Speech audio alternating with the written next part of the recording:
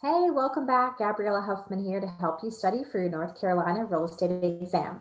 We're still breaking down Chapter 8. We are in the third video series. Remember, Chapter 8 is talking about agency agreements. There's a lot going on here, so I decided to break it down into 4 videos. We are on the third, talking about antitrust laws and when you are entitled to your broker commission. So make sure you know that antitrust law is also called Sherman Antitrust Act. So we know we can't price fix. There is no standardized fees. We can't give that impression. All of our fees should be free to be negotiated by buyers and sellers. But here's where they're getting a little tricky. So the fees that I'm using on the screen, please keep in mind, are for example purposes only. This is not a going rate or standard because as we're learning, that's against the law. So saying that my rate is 6% and non-negotiable is illegal. Saying that my rate is 6% for a full service listing and that is non-negotiable is legal.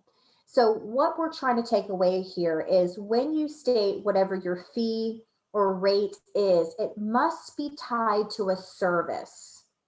So notice that the first one is not tied to a service, but the second one is. And I know you're thinking, well, I thought we're allowed to negotiate, or we can't say it's non-negotiable. Yes and yes. So it's just like when you go to the car wash. If you're going to pay for the full service, the wash and wax and car freshener, it's going to cost, let's say, $50. No one's going to give you that same level of service for less. And that's what we're doing here is if they want to pay for a full service with you, then it's going to cost this and that's non-negotiable. Can they negotiate this? Absolutely. Antitrust law says they can. So what if they come in and say, well, I want 5%. Well, we can do 5% if my firm allows it. Don't forget to ask your BIC, but my level of services will be reduced. You're not going to get all of the services that you would on a full service. Remember that you never reduce your duties per the law, your old car, but you can reduce your services. And like I said earlier, if they do want to negotiate the rate or the fee, that is allowed.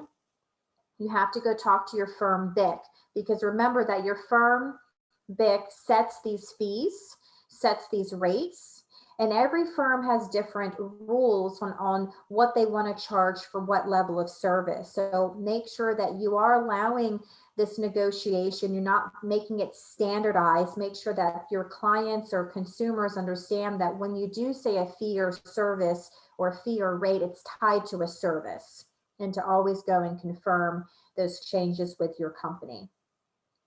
So when you're entitled to commission, well, 3 things have to happen. You have to be actively licensed. Your license has to be on active status. You need to have an active employment agreement with your principal, meaning you have a valid listing agreement, a valid buyer's agency agreement that's in writing. And of course, be the procuring cause of a ready, willing, and able buyer on the terms of the seller. Those terms acceptable to the seller are found in the listing agreement. So there are some scenarios here, and this is found in your book that you can go and read and highlight the ones in red for sure. But there are some scenarios in which you don't get to the closing table and you're still entitled to your commission. And that's a big misunderstanding. We don't always have to close to get paid.